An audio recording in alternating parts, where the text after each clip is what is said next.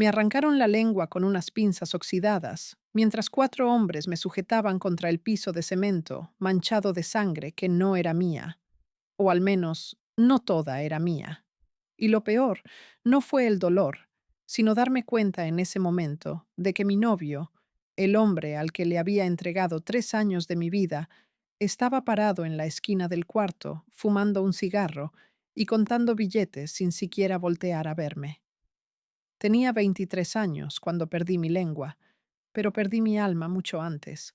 Probablemente a los 19, cuando acepté llevar mi primer paquete cruzando la frontera escondido en mi vientre falso de embarazada, y me pagaron más dinero del que mi mamá había visto en toda su vida limpiando casas en Tijuana.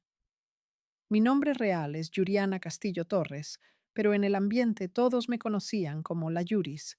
Y antes de que pienses que soy una víctima más del narco, te voy a decir algo que probablemente no quieras escuchar. Yo elegí este camino. Lo elegí con los ojos bien abiertos, porque crecí viendo a mi madre arrodillada tallando pisos ajenos por 300 pesos a la semana, mientras mi padrastro se gastaba todo en cerveza y apuestas de gallos. Y juré por mi vida que yo nunca iba a terminar así.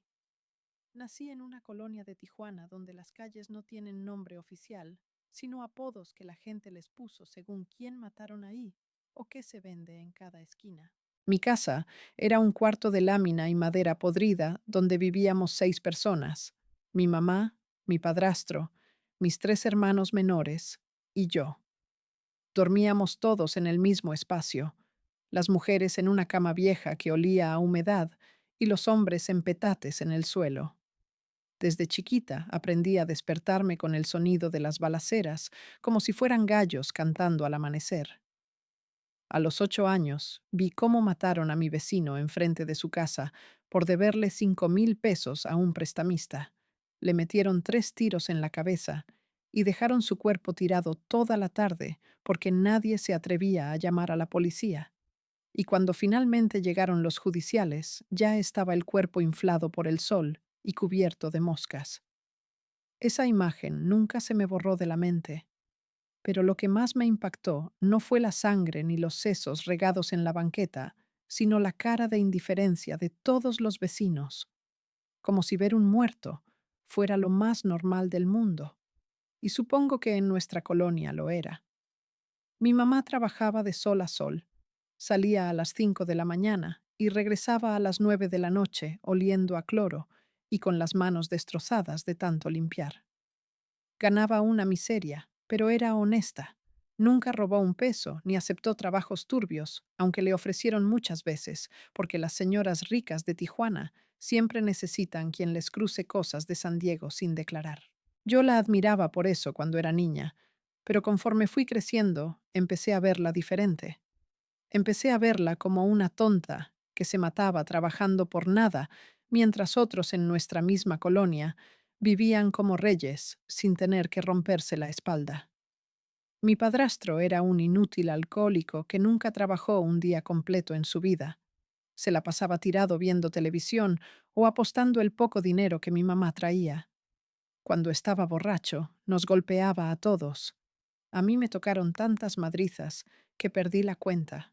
Me quebraron la nariz 2 veces antes de cumplir 15 años, y una vez me tiró un plato de vidrio que me abrió la ceja, y todavía tengo la cicatriz. Mi mamá nunca lo dejó, porque decía que era mejor tener un hombre malo en casa que no tener ninguno, que qué iban a decir los vecinos si se quedaba sola con 5 hijos. Y esa mentalidad pendeja de aguantar todo por el qué dirán fue lo que más coraje me dio de ella. Yo era bonita desde morra. Eso lo supe desde chiquita por cómo me miraban los hombres cuando caminaba a la tienda. A los 13 ya tenía cuerpo de mujer y me di cuenta del poder que eso me daba. Los vecinos me regalaban cosas, me invitaban refrescos, me daban dinero para el camión aunque fuera a la vuelta. Había un señor dueño de una tienda de abarrotes que siempre me fiaba todo lo que yo quisiera y nunca me cobraba. Después supe que se la jalaba pensando en mí, pero en ese momento yo solo pensaba que era generoso.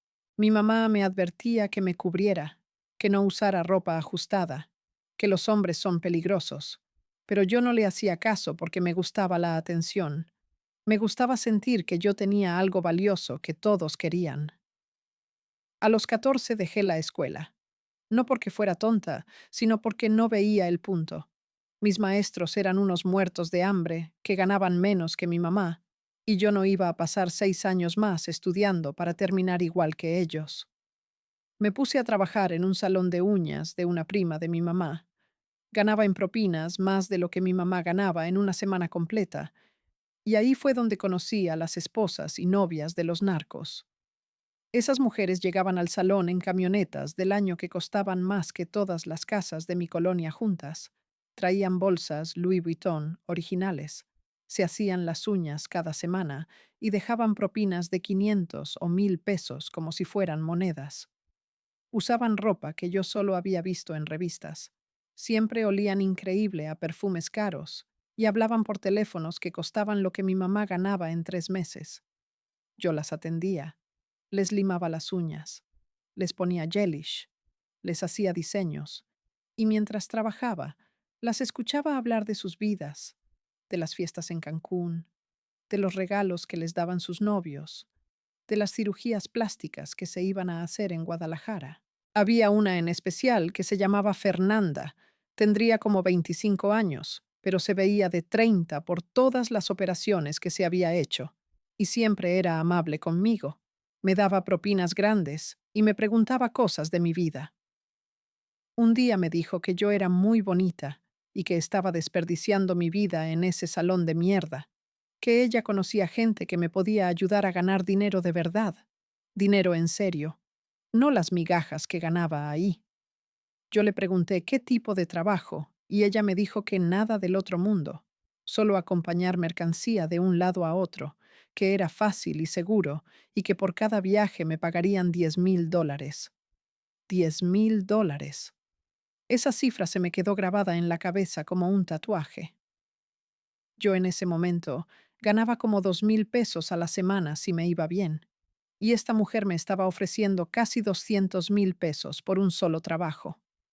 Le dije que sí sin pensarlo mucho, sin preguntarle detalles, sin consultarlo con nadie porque sabía que si le preguntaba a mi mamá, me iba a salir con sus pendejadas de que eso era del diablo y que mejor siguiera trabajando honradamente.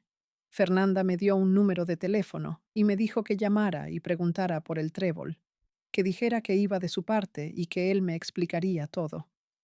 Esa noche no dormí pensando en todo lo que haría con ese dinero. Me imaginaba comprándole una casa nueva a mi mamá, sacando a mis hermanos de esa colonia de mierda, comprándome ropa bonita, viajando, siendo alguien. Al día siguiente llamé. El trébol me citó en un restaurante del centro, un lugar normal, nada ostentoso, y cuando llegué me sorprendió que fuera un tipo común y corriente, como de 40 años, vestido casual, nada que te hiciera pensar que trabajaba para el narco. Me invitó una cerveza y me explicó el trabajo con una calma que me dio confianza. Me dijo que necesitaban chicas jóvenes, bonitas, que no tuvieran antecedentes penales para cruzar mercancía a Estados Unidos. Me explicó que me iban a dar un cinturón especial que traía compartimentos escondidos, donde iban a meter la sustancia, que pesaba como 5 kilos, pero que con la ropa adecuada no se notaba nada, que el cruce era en carro por la garita de San Isidro, en horas pico, cuando hay miles de carros formados y los agentes apenas revisan. Me dijo que la primera vez me iba a acompañar alguien con experiencia para que viera cómo se hacía, que no tuviera miedo, porque ellos tenían todo controlado, que muchos de los agentes de la garita estaban en la nómina y que el riesgo era mínimo. Le pregunté qué pasaba si me cachaban y me dijo la verdad sin endulzar nada, que me iba a caer la federal, que probablemente me daban como 5 años de cárcel en Estados Unidos, pero que eso casi nunca pasaba porque todo estaba arreglado. Luego sacó un fajo de billetes de $100 y contó 1,000 frente a mí. Los puso sobre la mesa y me dijo que esos eran míos, solo por aceptar el trabajo, un adelanto de buena fe, y que cuando cruzara me daban los otros 9,000. Agarré el dinero, sintiendo cómo me temblaban las manos. Nunca había tocado tanto dinero junto. Eran como 20,000 pesos, casi 3 meses de mi salario en el salón. El trébol me dijo que me fuera a mi casa, que lo pensara bien esa noche y que si estaba decidida, le marcara al día siguiente para empezar los preparativos. Me fui caminando a mi casa con los $1,000 escondidos en el sostén, sintiendo cómo me pesaban contra el pecho, y cada paso que daba era como si mi vida anterior se fuera quedando atrás. Cuando llegué a mi casa, mi mamá estaba cocinando frijoles en la estufa de 2 quemadores que teníamos. Mi padrastro estaba tirado en el sillón roto, viendo una pelea de box en la televisión vieja, y mis hermanos estaban jugando en el patio de tierra. Vi toda esa miseria y supe que no había nada que pensar, que mi decisión ya estaba tomada desde el momento en que el trébol puso ese dinero sobre la mesa. Esa noche me acosté en la cama que compartía con mi mamá y mis hermanas, y me imaginé durmiendo en una cama king size, en un cuarto con aire acondicionado, usando pijamas de seda en lugar de una camiseta vieja agujereada, y me quedé dormida con una sonrisa porque sabía que mi vida estaba a punto de cambiar para siempre. Al día siguiente, marqué temprano. El trébol me dijo que perfecto, que esa misma semana me iban a hacer el primer cruce de prueba, pero sin mercancía, solo para que conociera el proceso y para ver cómo me comportaba. Me explicó que me iban a dar papeles falsos, una identificación gringa con mi foto, pero con otro nombre, una dirección en San Diego. Todo bien hecho para que pasara cualquier revisión. Me dijo que estudiara la información, que me aprendiera mi nombre falso, mi dirección, mi fecha de nacimiento, que practicara mi historia por si me preguntaban algo los agentes. Me inventaron que yo era estudiante, que vivía en San Diego, que venía a Tijuana a visitar a mi abuela enferma. Una historia simple y creíble. Practiqué frente al espejo durante días. Me aprendí cada detalle hasta que podía recitar mi historia dormida. El día del cruce de prueba, me recogió una mujer como de 30 años, que me dijo que se llamaba La Chiquis. Traía una camioneta Honda nueva y me llevó a una casa en una colonia residencial de Tijuana, donde me arreglaron. Me pusieron ropa cara, jeans de marca, una blusa bonita. Me maquillaron, pero no mucho para verme natural. Me peinaron, y cuando me vi en el espejo, casi no me reconocí. Parecía gringa de verdad. Parecía una de esas muchachas que yo veía cruzar todos los días en la garita con sus carritos del año. La Chiquis me llevó a la garita como a las 3 de la tarde, la hora más pesada cuando hay miles de carros formados. Me dio instrucciones claras, que no me pusiera nerviosa, que actuara normal, que si me preguntaban algo contestara con seguridad, pero sin pasarme de amable porque eso levanta sospechas, que no sudara, que no me tocara la cara, que no me moviera mucho. Me dijo que ella ya había cruzado como 200 veces y que nunca había tenido pedos, que esto era pan comido.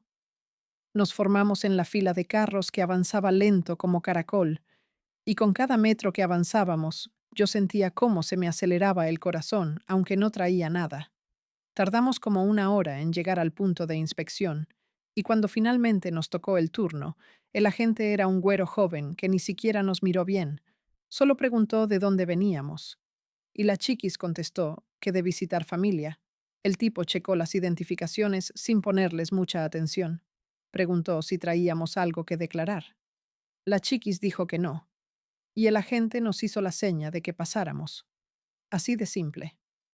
Cruzamos a Estados Unidos en menos de 2 minutos, y yo no podía creer lo fácil que había sido. La Chiquis se rió de mi cara de sorpresa y me dijo bienvenida al negocio. Manejamos hasta un Walmart en San Diego, nos estacionamos, y la Chiquis me compró una hamburguesa en el McDonald's de adentro. Mientras comíamos, me explicó que el siguiente cruce ya iba a ser de verdad, con mercancía, que me iban a poner el cinturón especial con 5 kilos de cristal y que el procedimiento era exactamente igual, que no me pusiera nerviosa porque los nervios son los que te delatan, que los perros no detectan el cristal cuando está bien empacado y que los agentes no revisan a menos que vean algo sospechoso. Me dijo que ella llevaba 3 años haciendo esto, que ya había cruzado como $500,000 en mercancía y que nunca había tenido problemas, que la clave era verse normal, actuar normal, ser una más de los miles de personas que cruzan todos los días. Regresamos a Tijuana por otra garita para no levantar sospechas, y cuando me dejó en mi casa, me dio $500 más y me dijo que el cruce real sería en una semana, que me preparara mentalmente y que me fuera comprando ropa porque necesitaba verme bien para el papel. Esa semana fue eterna. No le dije nada a mi mamá del dinero ni del trabajo. Solo le dije que me habían dado un bono en el salón. Me compré ropa en el tianguis, cosas que se veían caras pero que eran piratas, y practiqué mi personaje todos los días. La noche antes del cruce casi no dormí, no de miedo, sino de emoción, pensando en los $10,000 que iba a tener al día siguiente, en todo lo que iba a comprar, en cómo iba a cambiar mi vida. El día llegó y otra vez me recogió la chiquis temprano en la mañana. Me llevó a la misma casa donde me arreglaron y ahí fue donde me pusieron el cinturón por primera vez. Era un cinturón ancho como de 20 centímetros, que traía unos compartimentos cosidos por dentro, donde metían las bolsas de cristal envueltas en plástico y cinta adhesiva. Pesaba un chingo, pero con ropa holgada no se notaba.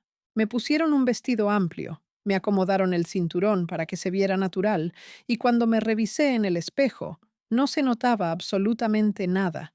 Solo parecía que tenía un poco de panza, pero nada raro. La chiquis me dijo que me veía perfecta, que ni ella se daba cuenta, y eso que sabía lo que yo traía puesto. Llegamos a la garita, y esta vez sí sentí los nervios. Traía 5 kilos de cristal amarrados a mi cuerpo, y si me cachaban, iba derecho a prisión federal. Las manos me sudaban. El corazón me latía tan fuerte que pensé que se iba a escuchar desde afuera. Pero la chiquis me agarró la mano y me dijo que respirara, que me calmara, que todo iba a estar bien. La fila otra vez fue eterna, como 40 minutos que se sintieron como horas, y cuando finalmente llegamos al punto de inspección, el agente era una mujer latina, como de 50 años, con cara de amargada. Nos preguntó lo mismo de siempre: ¿de dónde veníamos? ¿Para qué? ¿Cuánto tiempo? Y la chiquis contestó con toda la naturalidad del mundo, mientras yo solo asentía y sonreía. La agente checó nuestras identificaciones, nos miró de arriba a abajo, y yo sentí que me moría en ese momento, que me iba a decir que me bajara del carro, que me iba a revisar, que me iba a cachar, pero no pasó nada de eso. Solo nos regresó las identificaciones y nos dijo que pasáramos. Así de simple. Cruzamos a Estados Unidos con 5 kilos de cristal y la agente ni siquiera sospechó nada. Cuando estuvimos del otro lado y ya íbamos en la autopista rumbo a San Diego, la chiquis pegó un grito de felicidad y prendió la música a todo volumen. Yo me eché a llorar, no de tristeza, sino de alivio, de emoción, de no poder creer que lo había logrado. Acababa de cruzar 5 kilos de cristal por la frontera más vigilada del mundo y nadie se había dado cuenta de nada. Me sentía poderosa, invencible, como si pudiera hacer cualquier cosa. Manejamos como 20 minutos hasta llegar a un estacionamiento de un centro comercial donde nos esperaba una camioneta negra con vidrios polarizados. De ahí se bajó un tipo vestido todo de negro que ni siquiera nos saludó.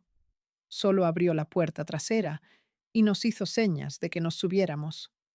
Adentro estaba el trébol esperándonos con una sonrisa. Me dijo que había hecho un trabajo perfecto, que estaba muy orgulloso, que había demostrado tener los huevos para esto. Me quitaron el cinturón con la mercancía ahí mismo adentro de la camioneta. Lo metieron en una mochila y el trébol sacó un sobre amarillo que me extendió. Lo abrí y adentro estaban los $9,000 que faltaban, todos en billetes de 100, perfectamente contados. Nunca había tenido tanto dinero en mis manos. Eran como 180,000 pesos en ese momento con el tipo de cambio. Yo ganaba 2,000 pesos a la semana en el salón. Esto era el equivalente a casi 2 años de trabajo en una sola mañana. El trébol me dijo que me los gastara con inteligencia, que no llegara a mi casa con cosas muy caras porque iba a levantar sospechas, que fuera comprando poquito a poco para que nadie hiciera preguntas. Me llevaron de regreso a Tijuana, y durante todo el camino yo iba viendo ese dinero sin poder creérmelo todavía. Cuando llegué a mi casa, escondí el dinero debajo del colchón. Solo saqué como 5,000 pesos que convertí de los dólares en una casa de cambio y le di 3,000 a mi mamá, diciéndole que me habían dado propinas muy buenas en el salón. Mi mamá se puso a llorar de la felicidad, porque con esos 3,000 pesos podía comprar comida para toda la semana y hasta le sobraba para pagar la luz que debíamos de 2 meses. Ver su cara de agradecimiento me hizo sentir bien, me hizo sentir que estaba haciendo algo bueno, aunque la forma de conseguir ese dinero fuera ilegal. Los siguientes 2 meses hice 3 cruces más, todos igual de fáciles que el primero. Ya le había agarrado el modo, ya no me ponía nerviosa, ya actuaba con naturalidad total. El trébol estaba muy contento conmigo y me empezó a dar trabajos mejores pagados. A veces cruzaba hasta 10 kilos y me pagaban $20,000 por viaje. En 6 meses había juntado como $120,000, una cantidad de dinero que jamás pensé que iba a tener en mi vida. Le compré una casa nueva a mi mamá en una colonia decente. Saqué a mis hermanos de la escuela de lámina donde estudiaban y los metí a una privada. Me compré un carro usado pero en buen estado, ropa bonita. Me arreglé los dientes que tenía chucos, me hice las uñas y el pelo en salones caros. Mi vida había cambiado completamente en medio año y yo me sentía en las nubes, me sentía exitosa, me sentía importante. La gente de mi colonia anterior me veía pasar en mi carro y sabía que hablaban de mí, que decían que seguro andaba en malos pasos, pero no me importaba porque yo ya no era como ellos. Yo había salido de la miseria y ellos seguían ahí revolcándose en su pobreza. Fue en uno de esos cruces donde conocí a Jorge, el hombre que cambiaría mi vida para siempre, el hombre por el que casi muero, el hijo de puta que me entregó al cártel cuando ya no le servía. Jorge trabajaba como coordinador de cruces para la organización. Era el que decidía quién cruzaba qué y cuándo. Tenía como 30 años y era guapísimo, alto, moreno, bien vestido siempre con ropa cara. Traía cadenas de oro, reloj Rolex, manejaba una camioneta Lobo del año. La primera vez que lo vi fue en una reunión donde nos juntaron a todas las mulas para darnos instrucciones de un operativo grande que venía. Él estaba parado adelante explicando el plan. Y después de la junta, se me acercó y me preguntó cómo me llamaba. Le dije que Yuriana, pero que todos me decían la Yuris. Me dijo que había escuchado cosas muy buenas de mí, que el trébol no paraba de hablar de lo profesional que era y que necesitaban más gente como yo. Me invitó a un refresco en una tienda de la esquina y estuvimos platicando como una hora. Me preguntó de mi vida, de mi familia, de por qué había entrado al negocio, y yo le conté todo, sin filtros, sin inventar nada. Le gustó mi honestidad. Me dijo que la mayoría de las morras le mentían, que se hacían las víctimas, que decían que las habían obligado cuando la verdad es que todas estábamos ahí por el dinero. Empezamos a salir como al mes de conocernos. Jorge me invitaba a cenar a restaurantes caros de Tijuana donde nunca había estado. Me llevaba a antros VIP, donde conocía a narcos famosos y a buchones con tanto dinero que pagaban botellas de Buchanan's de 50,000 pesos como si nada. Me presentó con gente importante de la organización, comandantes, jefes de plaza, gente que movía toneladas de droga todos los días. Yo me sentía especial siendo la novia de Jorge. Todas las morras me envidiaban porque él era uno de los hombres más codiciados del ambiente. Me regalaba cosas caras, bolsas de marca, ropa de diseñador. Me pagó una operación de senos, porque según él yo estaba muy plana. Me llevó a Mazatlán de vacaciones, donde rentamos una suite en un hotel 5 estrellas y gastamos como $20,000 en 3 días entre comidas, alcohol y compras. Yo estaba enamorada, o al menos eso pensaba en ese momento, pero mirándolo en retrospectiva, creo que lo que me tenía enganchada no era él, sino el estilo de vida, el dinero, el poder, la sensación de ser alguien importante. A los 6 meses de andar con Jorge, me propuso que dejara de ser mula y que me metiera al negocio en serio. Me explicó que las mulas tenían fecha de caducidad, que tarde o temprano te cachaban o te quemabas, porque los agentes de la frontera tienen bases de datos con fotos de todos los que cruzan seguido y empiezan a reconocerte. Me dijo que él me veía potencial para algo mejor, que yo era inteligente, que tenía labia, que podía ser coordinadora como él y ganar mucho más dinero. Me ofreció ser su asistente, ayudarlo a reclutar morras nuevas, a organizar los cruces, a cobrarles a los clientes, a manejar el dinero. El sueldo base eran $10,000 al mes, más comisiones por cada cruce exitoso que organizara. Estamos hablando de que podía ganar hasta 30 o $40,000 mensuales si hacía bien mi trabajo. Acepté sin pensarlo porque ya me había cansado del estrés de cruzar, de tener que estar actuando todo el tiempo, de cargar con la mercancía pegada al cuerpo, sintiendo que en cualquier momento me podían cachar. Mi primer trabajo como coordinadora fue reclutar morras para un operativo masivo que se venía. Necesitaban cruzar 200 kilos en una semana, lo que significaba que necesitaban como 40 mulas haciendo 5 cruces cada una. Yo ya conocía el negocio, sabía exactamente qué tipo de morras buscar. Jóvenes, bonitas, sin antecedentes, que necesitaran dinero desesperadamente. Me fui a los salones de belleza, a las tiendas de ropa en el centro, a las plazas comerciales, buscando morras que trabajaran ahí ganando una miseria.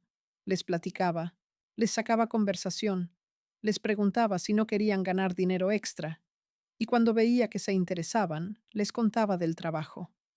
Muchas me mandaban a la verga apenas escuchaban de qué se trataba, pero había otras que se quedaban escuchando, que hacían preguntas, que se notaba que estaban considerándolo. A esas las trabajaba, les hablaba de mi experiencia, les enseñaba fotos mías en restaurantes caros, en mi carro, con mi ropa de marca. Les decía que todo eso lo había conseguido en menos de un año y que ellas podían hacer lo mismo. Recluté como 15 morras en 2 semanas. Les cobré $1,000 a cada una como comisión por meterlas al negocio y gané más dinero en esos días que en 6 meses cruzando. El operativo fue un éxito total. Cruzamos los 200 kilos sin que cacharan a nadie y la organización estaba feliz conmigo. Jorge me empezó a dar más responsabilidades. Ahora ya no solo reclutaba morras, sino que también coordinaba los cruces. Decidía quién cruzaba en qué carro, a qué hora, por qué garita, manejaba el dinero de los pagos, llevaba las cuentas. Me convertí en alguien importante dentro de la organización. La gente me respetaba, me tenían miedo. Sabían que yo era la vieja de Jorge y que si se metían conmigo se metían con él. Empecé a ganar cantidades obscenas de dinero. Había meses donde sacaba hasta $60,000, más de 1 millón de pesos al mes. Me compré una casa en una zona residencial de Tijuana, un departamento en San Diego para lavar dinero, carros del año, joyas, ropa de diseñador original, ya no piratas. Viajaba a Miami, a Las Vegas, a Cancún, siempre en primera clase, siempre en hoteles de lujo. Me codeaba con narcos famosos, con cantantes de banda, con futbolistas, con políticos corruptos. Iba a fiestas donde había montañas de coca en las mesas, donde se gastaban millones de pesos en una noche, donde las viejas más buenas de México se peleaban por estar con los narcos más pesados. Pero todo ese mundo de lujo y excesos tenía un precio muy alto que yo todavía no entendía. Las primeras señales de que algo estaba mal empezaron como al año de estar trabajando como coordinadora.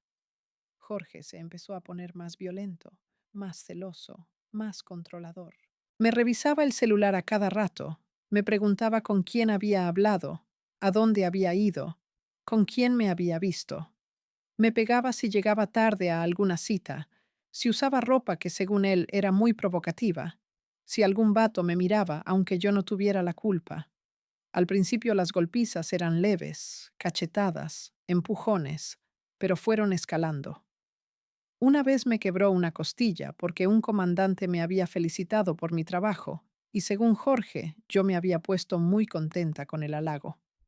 Otra vez me aventó contra una pared y me abrió la cabeza porque encontró mensajes en mi celular de un primo con el que solo hablaba de cosas de la familia, pero él pensó que era algo más. Yo le tenía miedo, pero no podía dejarlo porque él era mi jefe, mi conexión con la organización. Si lo dejaba perdía todo, el trabajo, el dinero, mi posición, todo por lo que había trabajado. Además, empecé a ver cosas que no debía ver, cosas que me hicieron dar cuenta de que este negocio no era solo cruzar drogas y ganar dinero, sino que había un lado mucho más oscuro y violento del que yo no podía escapar. La primera vez que vi una ejecución tenía 20 años. Llevaba como 8 meses trabajando como coordinadora y Jorge me llevó a una bodega en las afueras de Tijuana diciéndome que tenía que aprender cómo funcionaban las cosas de verdad. Cuando llegamos, había como 10 hombres armados con cuernos de chivo rodeando a 3 tipos que estaban hincados en el piso con las manos amarradas atrás y capuchas negras en la cabeza. Jorge me explicó que esos 3 eran halcones de un cártel rival, que los habían cachado espiando las rutas de la organización, que les iban a dar piso como mensaje para que no se volvieran a meter en la plaza. Yo quise salirme, pero Jorge me agarró del brazo y me dijo que me quedara quieta, que esto era parte del negocio y que más valía que me acostumbrara porque iba a haber cosas peores. El jefe de plaza, un tipo al que todos le decían el Mayel, empezó a interrogar a los 3 encapuchados. Les preguntaba quién los había mandado, qué información habían pasado, dónde estaban sus contactos. Uno de ellos empezó a llorar y a suplicar que lo dejaran ir, que él solo era un trabajador normal, que no sabía nada, que tenía familia. El Mayel se rió y le dijo que todos dicen lo mismo, que todos tienen familia, que todos son inocentes, pero que al final todos cantan. Le quitó la capucha y era un muchacho que no tendría más de 25 años, flaco, con cara de muerto de hambre. Probablemente le pagaban 2,000 pesos a la semana por ser halcón y ahora estaba ahí a punto de morir. El Mayel sacó una pistola y sin decir nada más le metió un tiro en la rodilla. El grito que pegó ese muchacho todavía lo escucho en mis pesadillas. Fue un aullido de dolor tan intenso que sentí que se me revolvió el estómago. El tipo se retorció en el piso, sangrando y gritando, mientras el Mayel fumaba un cigarro tranquilamente, esperando a que se callara. Cuando por fin dejó de gritar de puro agotamiento, el Mayel le preguntó otra vez quién lo había mandado, y el muchacho empezó a vomitar información, nombres, direcciones, números de teléfono, todo lo que sabía con tal de que pararan el dolor. Los otros 2 encapuchados vieron lo que le pasó a su compañero y empezaron a hablar sin que los torturaran. Soltaron todo lo que sabían, rogando que los perdonaran. El Mayel escuchó todo, tomó notas en su celular y cuando terminaron de hablar, les dijo que gracias por la información, que habían sido muy cooperativos, pero que de todos modos tenían que morir porque así funcionaban las cosas. Los 3 se pusieron a llorar y a suplicar, pero ya no había nada que hacer. El Mayel le hizo una seña a uno de sus hombres y el tipo sacó un cuchillo grande, de esos que usan los carniceros. Lo que pasó después fue lo más horrible que he visto en mi vida, y eso que después vi cosas peores. Les cortaron la cabeza a los 3 mientras todavía estaban vivos. No fue un corte limpio, sino que fueron serruchando el cuello como si fuera carne dura, mientras los tipos chillaban y se sacudían hasta que por fin dejaron de moverse. La sangre salía a borbotones, manchando todo el piso de concreto. El olor a cobre y a mierda, porque se cagaron del miedo, era insoportable. Yo vomité ahí mismo. Me doblé y eché todo lo que tenía en el estómago, mientras los sicarios se reían de mí. Jorge me levantó del brazo y me dijo que me aguantara, que esto no era nada comparado con lo que hacían en otros cárteles, que agradeciera que nuestra organización era de las más civilizadas. Esa noche no pude dormir. Cada vez que cerraba los ojos veía esas caras de terror, escuchaba los gritos, sentía el olor a sangre.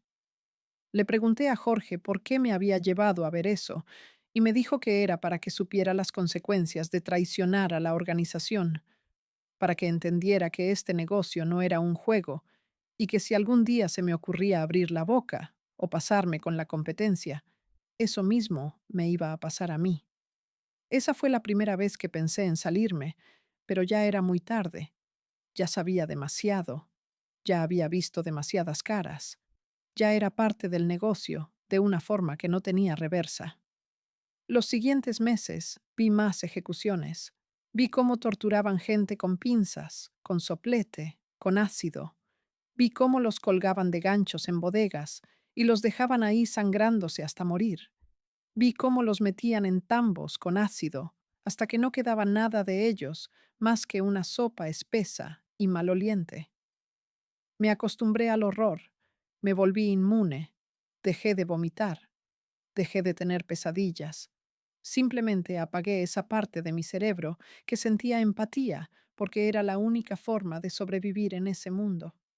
Mi trabajo siguió creciendo y con eso mis responsabilidades también.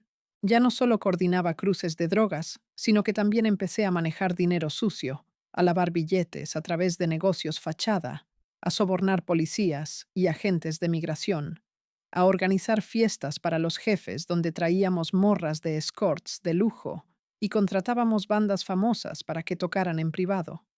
Conocí a gente muy pesada del narco, gente cuyos nombres no puedo decir, porque aunque ya no esté en el negocio, sé que tienen gente buscándome, y si suelto nombres me van a encontrar y me van a matar.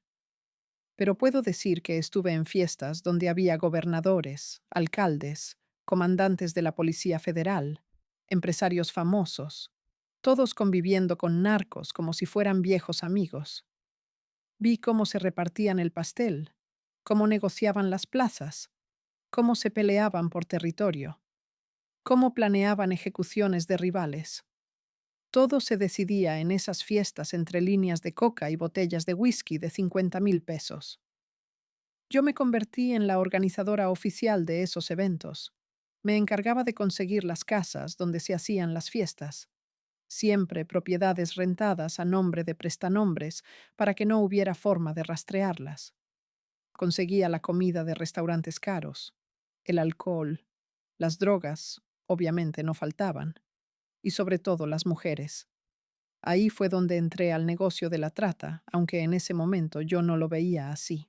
Reclutaba morras jóvenes, diciéndoles que las iba a llevar a fiestas con gente importante, donde podían conocer hombres ricos.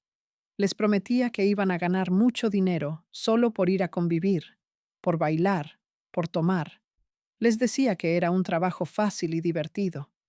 Muchas de esas morras tenían 18 o 19 años, algunas hasta 17, aunque con identificaciones falsas que decían que eran mayores de edad, morras pobres que soñaban con salir de la miseria y que pensaban que irse de fiesta con narcos era su boleto de salida.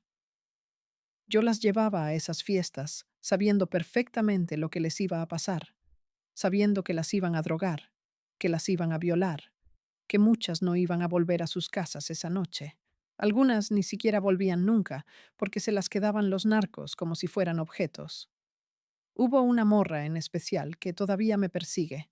Se llamaba Andrea y tenía 18 años recién cumplidos. Era de Chiapas y había venido a Tijuana buscando trabajo para mandarle dinero a su familia. La conocí en una tienda de ropa donde trabajaba ganando 1,500 pesos a la semana. Era hermosa, morenita, con ojos verdes increíbles, cuerpo de modelo, inocente como pocas he visto. Le platiqué de las fiestas. Le dije que podía ganar $5,000 en una noche solo por ir a convivir con empresarios importantes. Le pinté un cuadro hermoso de glamour y dinero fácil. Ella dudó al principio, pero cuando le mostré fotos mías en esas fiestas, en hoteles de lujo, con ropa cara, se convenció. La llevé a una fiesta en una casa en Rosarito, una mansión frente al mar donde había como 50 narcos de alto nivel celebrando no sé qué. Traían bandas tocando en vivo. Había mesas llenas de coca y cristal, botellas de todo tipo de alcohol importado y como 20 morras que yo había reclutado. Andrea estaba emocionada al principio. Nunca había estado en un lugar así. Le dieron de tomar. Le pusieron coca, aunque ella al principio dijo que no consumía, pero la presionaron hasta que aceptó. Y después de unas horas ya estaba bien puesta. Un narco al que le decían el Pelos, un tipo asqueroso de como 50 años, gordo, feo, con cara de sapo, pero con mucho poder en la organización. Se fijó en Andrea y le dijo a Jorge que esa morra le gustaba, que la quería para él esa noche. Jorge me hizo una seña y yo entendí lo que tenía que hacer. Me acerqué a Andrea, que ya estaba medio ida por el alcohol y la droga. La llevé a un cuarto diciéndole que ahí podía descansar un rato, y cuando la acosté en la cama, le di más coca para que se pusiera más y no opusiera resistencia. El Pelos entró al cuarto y cerró la puerta con seguro.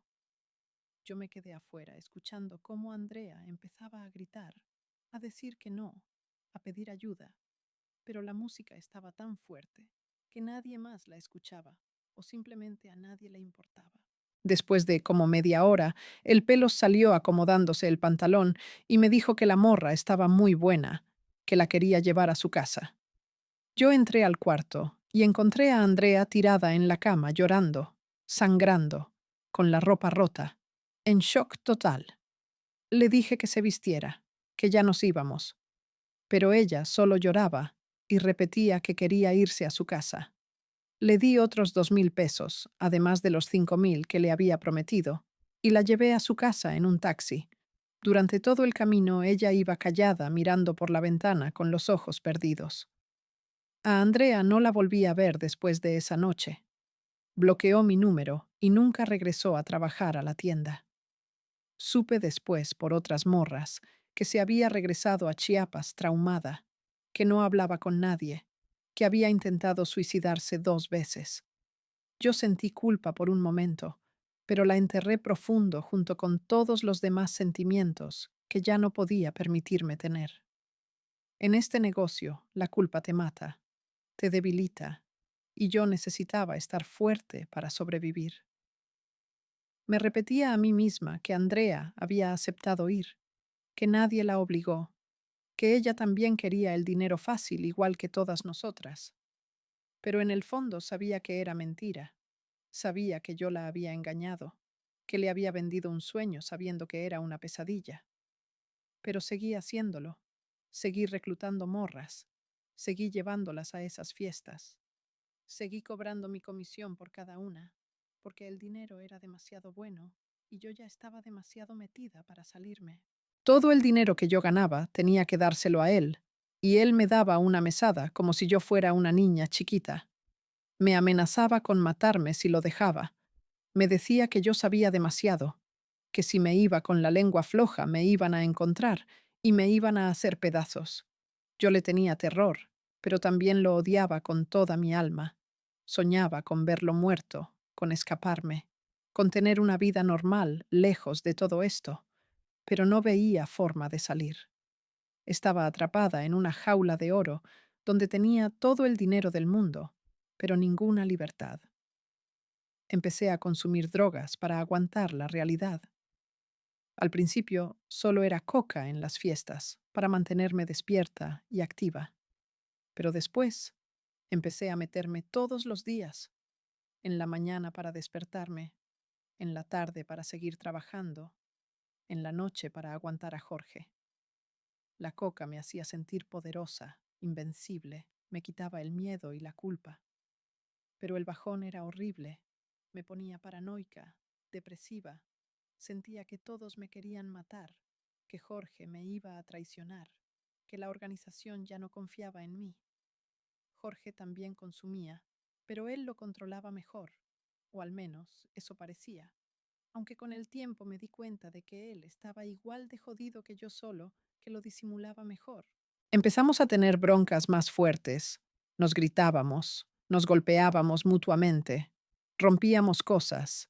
Era una relación completamente tóxica y destructiva, pero ninguno de los dos podía dejarla, porque estábamos amarrados por el negocio y por todo lo que sabíamos el uno del otro.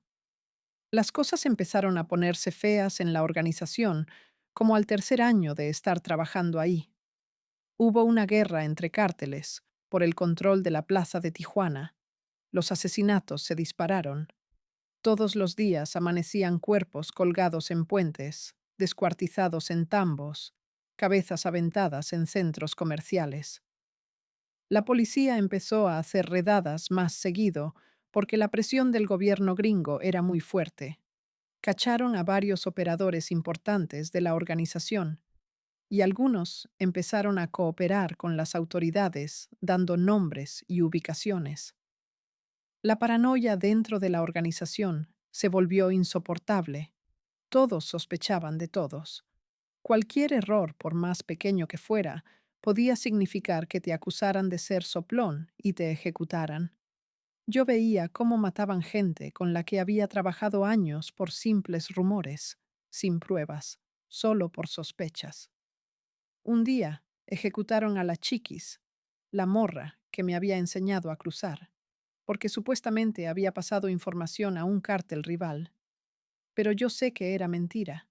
Sé que la mataron porque un comandante quería quedarse con sus rutas de cruce y la acusó falsamente. La encontraron en un lote baldío, con señas de tortura brutal. Le habían arrancado las uñas, quemado la cara con ácido, cortado los dedos. Ver lo que le hicieron me destrozó, porque ella había sido buena conmigo. Me había cuidado cuando empecé, y ahora estaba muerta por culpa de la ambición y la traición que dominaban este negocio. Yo sabía que mi turno podía llegar en cualquier momento. Manejaba demasiado dinero, sabía demasiados secretos, conocía demasiadas caras. En este ambiente, cuando alguien sabe mucho, se vuelve un riesgo, y los riesgos se eliminan. Empecé a guardar dinero en cuentas secretas que Jorge no conocía. Junté como $200,000 escondidos en diferentes lugares, pensando que si algún día tenía que salir corriendo, al menos tendría con qué sobrevivir. También empecé a grabar conversaciones en mi celular, sin que Jorge supiera. Guardé mensajes comprometedores. Tomé fotos de documentos importantes, todo como seguro de vida, pensando que si algún día me querían matar, podría negociar con esa información o entregarla a las autoridades a cambio de protección. Era un juego peligrosísimo, pero no tenía otra opción. Necesitaba tener algo de poder, algo de control sobre mi destino. Fue en una de esas fiestas donde conocí a un comandante de la Policía Federal que cambió completamente mi perspectiva de las cosas. Se llamaba Esteban, tenía como 45 años, estaba casado, tenía hijos y trabajaba para la organización desde hacía años, protegiéndolos de investigaciones y redadas a cambio de una lana mensual muy generosa. Esteban era diferente a los demás. No consumía drogas, tomaba poco, no violaba morras. Simplemente iba a las fiestas a hacer contactos y cobrar su dinero. Una noche estábamos platicando y me dijo algo que me quedó grabado. Todos los que estamos aquí vamos a terminar muertos o en la cárcel. Es solo cuestión de tiempo. Los narcos creen que son invencibles, pero yo he visto caer a los más grandes, a los que parecían intocables. Este negocio no perdona a nadie, ni a los jefes, ni a los operadores, ni a las novias. La única forma de salir vivo es salirse a tiempo, juntar dinero, desaparecer y empezar de nuevo en otro lado con otra identidad. Le pregunté si él pensaba hacer eso y me dijo que sí, que ya tenía todo planeado, que en 6 meses se iba a jubilar de la federal. Iba a agarrar todo el dinero que había juntado en todos estos años y se iba a ir a vivir a Sudamérica con identidad falsa, donde nadie lo conociera. Le dije que yo también quería hacer eso, pero que no sabía cómo, que Jorge me tenía controlada, que si intentaba irme, me iba a buscar y me iba a matar. Esteban me dijo que él me podía ayudar, que por el precio correcto podía conseguirme papeles falsos, una identidad nueva, un pasaporte, boletos de avión, todo lo necesario para desaparecer. Le pregunté cuánto cobraba y me dijo que $50,000, todo incluido. Yo tenía ese dinero guardado y más, así que le dije que sí, que hiciéramos el trato. Me dijo que le diera un mes para arreglar todo, que mientras tanto siguiera mi vida normal para no levantar sospechas, que no le dijera nada a nadie, y mucho menos a Jorge. Ese mes fue eterno. Cada día que pasaba yo sentía que Jorge se iba a dar cuenta de mis planes, que Esteban me iba a traicionar y le iba a decir todo, que algo iba a salir mal y me iban a matar antes de poder escapar. Pero seguía actuando normal, organizando fiestas, coordinando cruces, aguantando los golpes y los gritos de Jorge, contando los días para mi libertad. Esteban me iba mandando actualizaciones por mensajes encriptados. Me mandó foto de mi pasaporte falso con otro nombre, Claudia Ramírez. Me consiguió una cuenta bancaria en Panamá, donde podía transferir mi dinero. Me compró boletos para un vuelo a Ciudad de Panamá y de ahí a Costa Rica, donde, según él, era fácil vivir como extranjera sin que nadie hiciera preguntas. Todo estaba listo para mi escape cuando pasó lo peor que me pudo pasar. Jorge encontró mi teléfono secreto donde tenía las conversaciones con Esteban. Yo había sido cuidadosa. Lo tenía escondido en un lugar que pensé que nunca iba a revisar. Pero una noche llegó borracho y paranoico a mi departamento. Empezó a romper cosas buscando no sé qué. Y encontró el teléfono escondido dentro de una caja de tampones en el baño. Cuando vi su cara, supe que estaba muerta. Leyó todos los mensajes, vio los planes de escape, vio la información que yo había guardado como seguro de vida, vio todo. Me agarró del cuello y me estrelló contra la pared con tanta fuerza que se me nubló la vista. Me gritaba que era una traidora, una rata, que cómo me atrevía a quererlo traicionar después de todo lo que había hecho por mí. Me golpeó durante horas, me quebró 2 costillas, me reventó el labio, me sacó un diente, me pateó en el estómago hasta que vomité sangre. Yo lloraba y le suplicaba que me perdonara, que no le iba a decir nada a nadie, que me iba a quedar, que iba a olvidar todo el plan, pero él ya no me escuchaba. Estaba fuera de control, poseído por la rabia y la cocaína. Cuando por fin se cansó de golpearme, agarró su teléfono y llamó a alguien. No sé a quién. Solo escuché que le decía que tenía un problema que había que solucionar, que fuera al departamento. Me quedé tirada en el piso sin poder moverme, sangrando, sintiendo que me moría. Como media hora después, llegaron 3 tipos que yo conocía de la organización. Eran sicarios, asesinos a sueldo, que hacían los trabajos sucios. Jorge les explicó la situación, les enseñó el teléfono con las conversaciones, les dijo que yo era una rata, que había planeado escaparme y seguramente iba a venderlos a todos. Los tipos me miraron con desprecio. Uno de ellos escupió en mi cara. Jorge les dijo que se me tenía que dar un mensaje, que no podían matarme porque yo conocía demasiada gente y si aparecía muerta iba a levantar sospechas, pero que tenían que hacer algo para asegurarse de que nunca pudiera hablar. Ahí fue cuando uno de los sicarios sacó unas pinzas de metal oxidadas de una mochila y dijo que sabía exactamente qué hacer. Me agarraron entre los 3, me pusieron una toalla en la boca para que no gritara y me amarraron al piso. 2 me sostenían los brazos y las piernas, y el otro me abrió la boca a la fuerza. Jorge estaba parado en la esquina, fumando un cigarro, mirando todo sin ninguna emoción en la cara, como si estuviera viendo una película aburrida. El sicario metió las pinzas en mi boca y agarró mi lengua, jaló de ella hasta que la sacó completamente y empezó a apretar las pinzas en la base. El dolor fue tan intenso que me desmayé por un momento, pero me despertaron con cachetadas para que sintiera todo. Escuché cuando el cartílago tronó. Sentí cómo la lengua se desprendía de mi boca. Sentí la sangre caliente llenándome la garganta, ahogándome. Me la arrancaron completamente y la aventaron al piso como si fuera basura.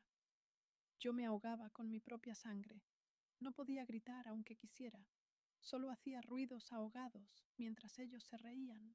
Uno de ellos me cauterizó la herida con un encendedor para que no me desangrara. El olor a carne quemada mezclado con la sangre me hizo vomitar, pero como ya no tenía lengua, todo se me regresaba a la garganta y casi me muero asfixiada. Me dejaron tirada en el piso del departamento sangrando y convulsionando. Jorge se agachó a mi lado y me dijo al oído: Ahora ya no vas a poder hablar nunca. Ya no vas a poder traicionarnos. Vas a vivir el resto de tu vida sabiendo que esto te pasó por rata. Deberías agradecerme que no te maté. Se fueron todos y me dejaron ahí sola. No sé cuánto tiempo estuve tirada en ese charco de sangre. Perdía y recuperaba la conciencia. En algún momento logré arrastrarme hasta mi teléfono normal y marcar al único número que se me ocurrió, el de Esteban. Él llegó como una hora después. Cuando me vio, se quedó blanco del susto. Pensó que estaba muerta. Me llevó en su carro a una clínica clandestina que la organización usaba para curar sicarios heridos. Ahí un doctor me cosió lo que quedaba de mi lengua. Me dio antibióticos, me puso suero. Esteban pagó todo sin que Jorge supiera. Me escondió en esa clínica durante 2 semanas mientras me recuperaba. Yo no podía hablar, obviamente. Solo podía hacer sonidos guturales. Escribía en un cuaderno para comunicarme. Le escribí a Esteban que me ayudara a escapar, que me sacara de Tijuana, que si me quedaba Jorge me iba a terminar de matar. Esteban dudó mucho porque sabía que si lo cachaban ayudándome, lo iban a ejecutar a él también, pero al final su conciencia pudo más y aceptó ayudarme. Me sacó de Tijuana escondida en la cajuela de su carro. Cruzamos a San Diego y de ahí me puso en un autobús a Los Ángeles. Me dio $10,000 de los 50 que yo le había pagado. Me dijo que lo demás lo había tenido que usar para sobornar gente y arreglar mi salida. Me entregó mi pasaporte falso, documentos, una dirección de un hotel barato en Los Ángeles, donde podía quedarme sin que pidieran muchos datos. Me dijo que desapareciera, que nunca regresara a México, que Jorge y la organización me iban a buscar, pero que si me mantenía escondida, eventualmente se iban a olvidar de mí porque tenían cosas más importantes de qué preocuparse. Le agradecí escribiendo en el cuaderno. Fue la última vez que lo vi. No sé si logró jubilarse y escapar como planeaba, o si la organización lo descubrió y lo ejecutó. Nunca volví a saber de él. Llegué a Los Ángeles sin hablar inglés, sin lengua, sin conocer a nadie, con $10,000 que sabía que se me iban a acabar rápido. Me quedé en ese hotel de mala muerte durante meses. Salía lo menos posible porque tenía miedo de que alguien de la organización me encontrara. Vivía con paranoia constante pensando que cada persona que veía en la calle era un sicario que venía por mí. Aprendí lenguaje de señas para poder comunicarme. Cargaba siempre una libreta y pluma para escribir lo que necesitaba. Conseguir trabajo era casi imposible. Nadie quiere contratar a una muda indocumentada que no habla inglés. Terminé trabajando en la cocina de un restaurante chino, donde el dueño me pagaba $5 la hora en efectivo sin papeles. Trabajaba 12 horas al día lavando platos y limpiando. Ganaba apenas para comer y pagar mi cuarto. Pasé de ganar $50,000 al mes a ganar $1,000 trabajando como esclava. De vivir en casas de lujo a vivir en un cuarto de 3 metros cuadrados que compartía con otras 2 personas. De vestir ropa de diseñador a comprar en tiendas de segunda mano. La depresión me consumió durante el primer año en Los Ángeles. Pensaba en suicidarme todos los días. No veía sentido en seguir viviendo así. Extrañaba mi vida anterior a pesar de todo el horror que había vivido. Extrañaba el dinero, el poder, la emoción. Incluso extrañaba a Jorge, aunque suene enfermo.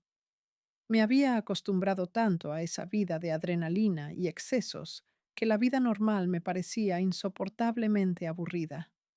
Intenté quitarme la vida 2 veces, una con pastillas que me robé de una farmacia, pero vomité todo antes de que hicieran efecto, y otra cortándome las venas, pero una de mis compañeras de cuarto me encontró y llamó a emergencias.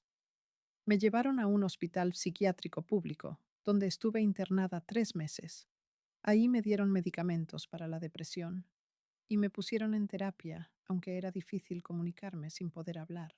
La terapeuta era una señora mexicana que entendía español y yo le escribía todo en mi cuaderno. Le conté mi historia completa, todo lo que había hecho, todo lo que me habían hecho, y ella me escuchó sin juzgarme.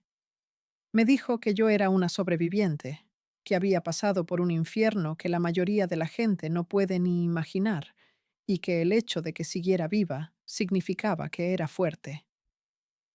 Me ayudó a procesar todo el trauma, toda la culpa por las morras que había reclutado sabiendo lo que les iba a pasar, todo el odio hacia Jorge y hacia mí misma por haberme metido en ese mundo.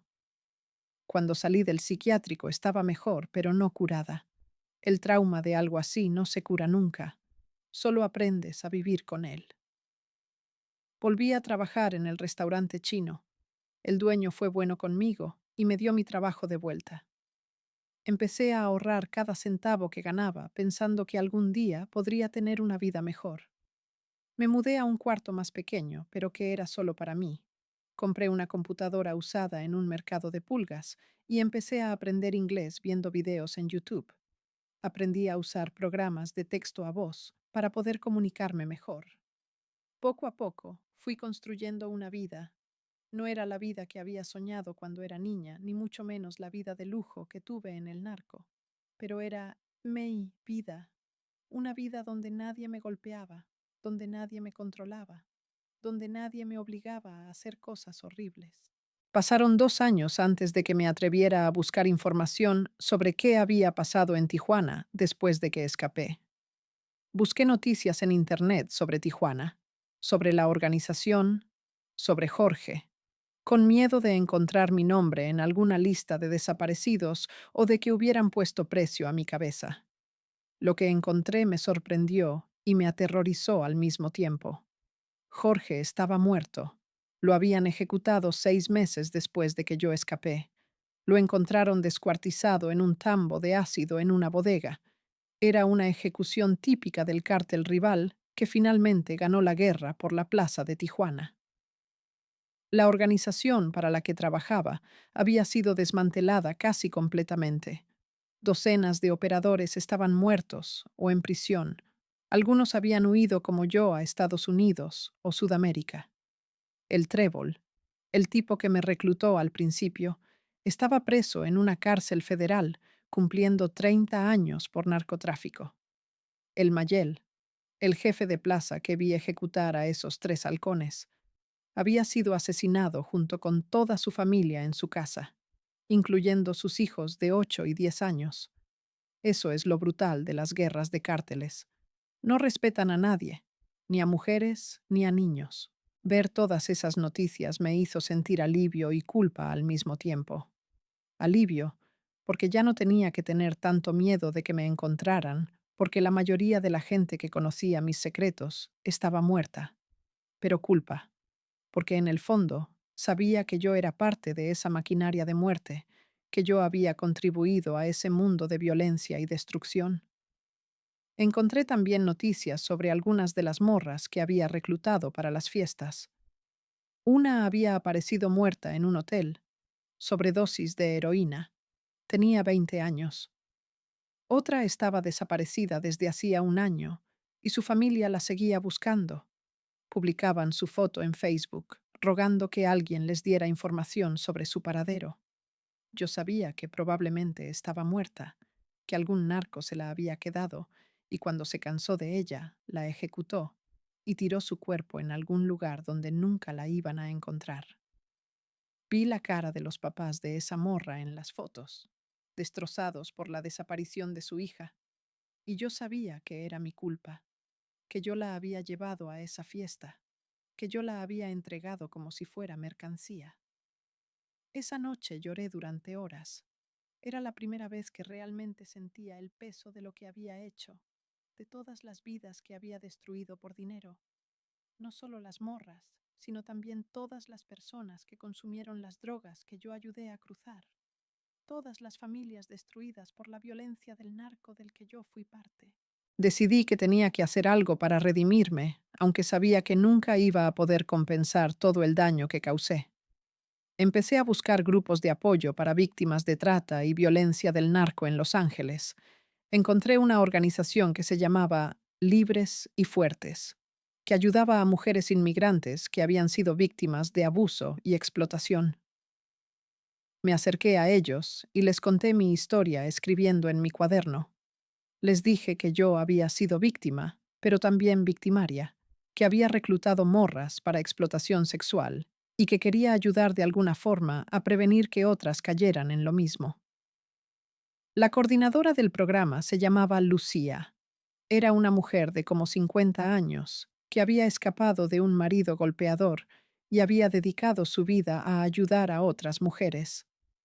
Me dijo que mi historia era valiosa, que podía servir para advertir a morras jóvenes sobre los peligros del narcotráfico y la trata, que aunque yo hubiera hecho cosas terribles, el hecho de querer cambiar y ayudar ya era un paso importante. Empecé a dar pláticas en escuelas secundarias de áreas pobres de Los Ángeles, donde hay muchas morras latinas en riesgo de ser reclutadas por el narco.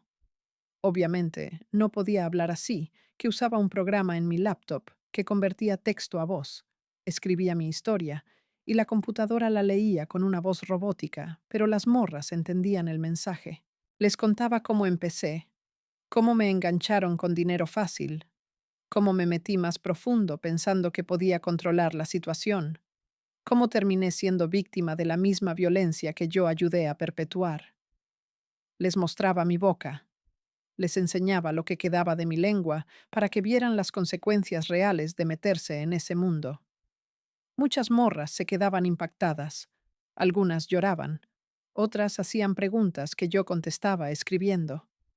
Varias me dijeron después de las pláticas que ellas habían estado considerando ofertas similares de gente que les prometía dinero fácil por hacer trabajos sencillos, y que mi historia las había hecho reconsiderar. Cada vez que una morra me decía eso, yo sentía que tal vez mi vida todavía tenía algún propósito, que tal vez podía salvar aunque fuera a una persona de pasar por lo que yo pasé. Pero la realidad es que no todas las historias tienen redención. Yo sigo viviendo con el trauma todos los días, con pesadillas donde revivo las torturas que vi, donde siento otra vez las pinzas arrancándome la lengua, donde veo las caras de todas las morras que traicioné. Sigo tomando medicamentos para la depresión y la ansiedad.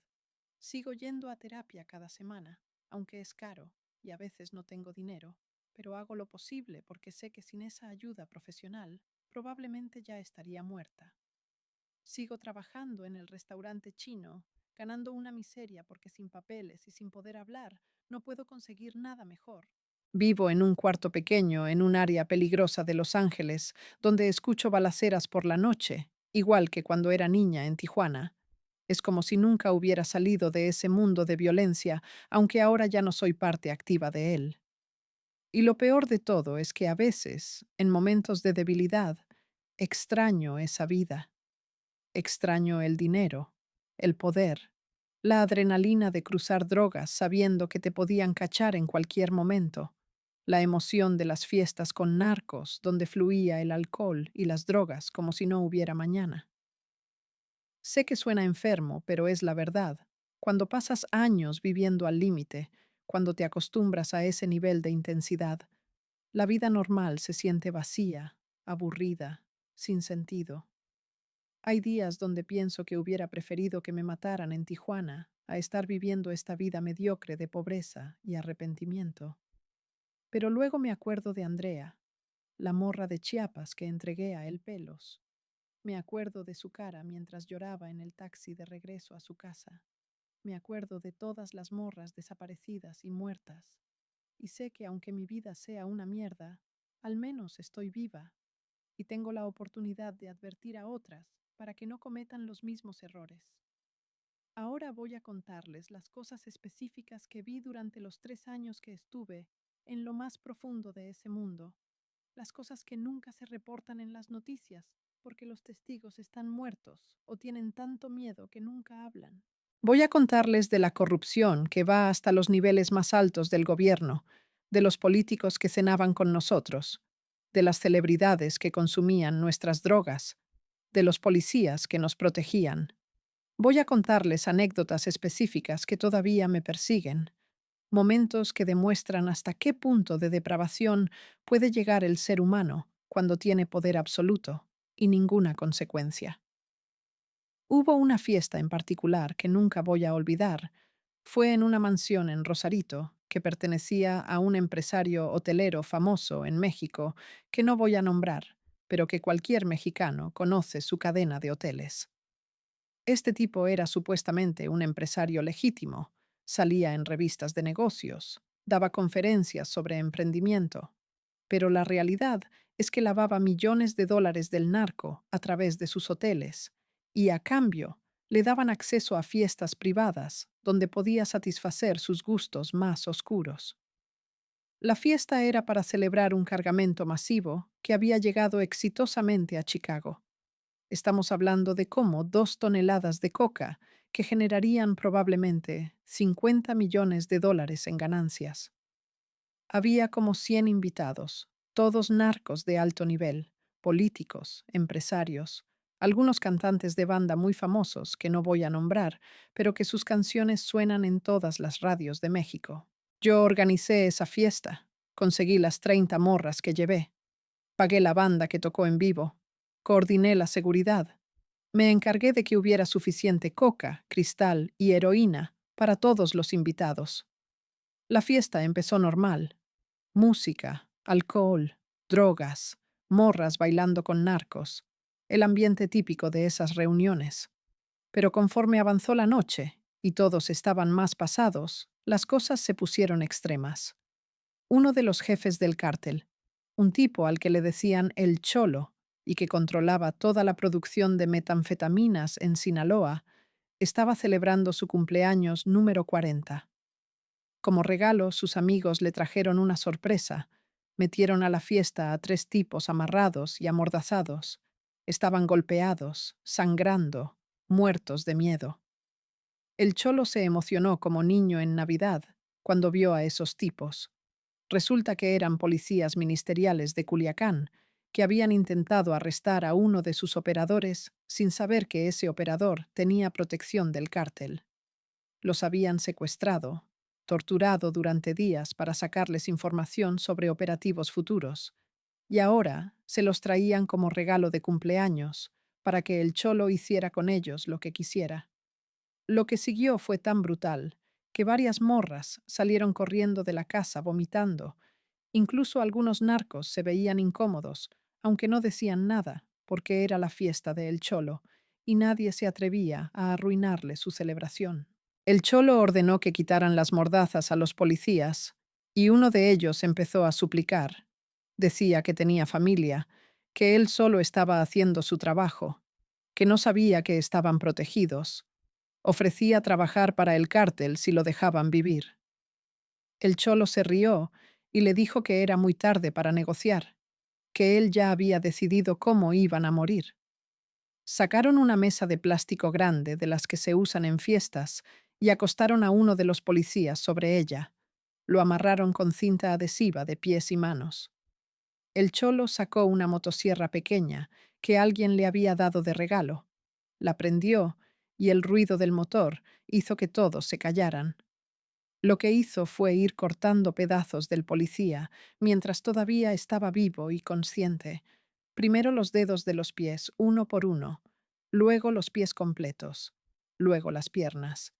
Y así fue subiendo mientras el tipo aullaba de dolor hasta que por misericordia o por aburrimiento le cortó la cabeza. La sangre salpicaba por todos lados, el olor era insoportable, y lo más perturbador de todo es que muchos de los invitados se quedaron mirando como si fuera un espectáculo. Algunos hasta grababan con sus celulares. Los otros dos policías presenciaron todo lo que le hicieron a su compañero, sabiendo que ellos eran los siguientes. Uno se orinó encima del terror. El otro rezaba en voz alta pidiendo perdón a Dios. A esos dos los mataron más rápido. Ya el show principal había terminado y el cholo estaba cansado. Les dispararon en la cabeza y aventaron los tres cuerpos en la cajuela de una camioneta para después tirarlos en algún lugar del desierto, donde los encontrarían semanas después, convertidos en comida de animales. La fiesta continuó como si nada después de eso. Limpiaron la sangre con una manguera, pusieron la música otra vez, y todos siguieron tomando y drogándose como si no acabaran de presenciar tres asesinatos brutales. Esa noche, uno de los cantantes famosos que estaba ahí se puso a cantar con su guitarra canciones sobre el narco, corridos que glorifican esa violencia, y todos coreaban las canciones felices, celebrando. Yo estaba en shock. Había visto ejecuciones antes, pero nunca algo tan sádico, tan innecesariamente cruel. Y lo peor es que nadie parecía perturbado excepto yo y algunas de las morras. Me di cuenta esa noche que estaba rodeada de psicópatas, de gente que había perdido completamente su humanidad, y que yo estaba convirtiéndome en una de ellos porque cada vez me afectaba menos ver esas cosas. Había otro tipo que frecuentaba nuestras fiestas, un político muy conocido que en ese momento era diputado federal de un estado del norte de México y que ahora es senador. No voy a dar más detalles porque ese cabrón tiene mucho poder y sé que si lo nombro directamente me puede encontrar y mandar matar aunque esté en Estados Unidos. Este político era de los peores, era adicto al cristal y cuando se ponía hasta atrás se volvía completamente violento y depravado. En una fiesta, vi cómo violó a dos morras al mismo tiempo, mientras otros narcos lo animaban y se reían. Las morras lloraban, y él se excitaba más con sus lágrimas. Después las golpeó hasta dejarlas inconscientes, y cuando una de ellas no despertaba, él entró en pánico pensando que la había matado. Tuvimos que llamar a un doctor de la organización que llegó con equipo médico y la revivió, le dio medicamentos y la tuvo monitoreada toda la noche hasta que estuvo fuera de peligro. Ese político le pagó a la morra 50,000 pesos para que se quedara callada y la amenazó con que si hablaba iba a hacer que desaparecieran a toda su familia. La morra agarró el dinero y nunca denunció nada porque sabía que si lo hacía estaba muerta. Así funciona el sistema. Los poderosos pueden hacer lo que quieran porque tienen el dinero y las conexiones para borrar cualquier evidencia y silenciar a cualquier testigo. Ese mismo diputado aparecía en televisión dando discursos sobre combatir el crimen organizado y proteger a las familias mexicanas. Y yo me preguntaba cómo podía tener tanta cara de hipócrita, cómo podía vivir esa doble vida sin que le pesara la conciencia. Pero después me di cuenta de que gente así no tiene conciencia, solo tiene ambición y adicciones. Vi también cómo funcionaba el sistema de protección de los cárteles, cuánta gente del gobierno estaba en la nómina. Había reuniones mensuales donde los jefes del cártel se juntaban con comandantes de la Policía Federal, de la Policía Estatal, de la Policía Municipal, con militares de alto rango, con agentes de migración, con jueces, con fiscales. Ahí negociaban cuánto se les iba a pagar a cada uno. Les daban sobres con efectivo que contenían entre 10,000 y 100,000 dólares, dependiendo del nivel y la importancia de la persona. A cambio, estos funcionarios les pasaban información sobre operativos, les avisaban cuando iba a haber redadas, desviaban investigaciones, liberaban operadores detenidos, borraban evidencia de crímenes. El sistema estaba completamente podrido desde arriba hasta abajo. No había forma de combatir al narco cuando la mitad del gobierno trabajaba para ellos. Recuerdo una reunión específica donde estaba un general del ejército mexicano, muy condecorado, que tenía supuestamente un récord impecable de lucha contra el narcotráfico. Ese general había salido en noticias internacionales como ejemplo de oficial incorruptible. Había dado entrevistas en CNN hablando de su compromiso con limpiar México del narco. Pero ahí estaba sentado en esa mesa, negociando su tajada.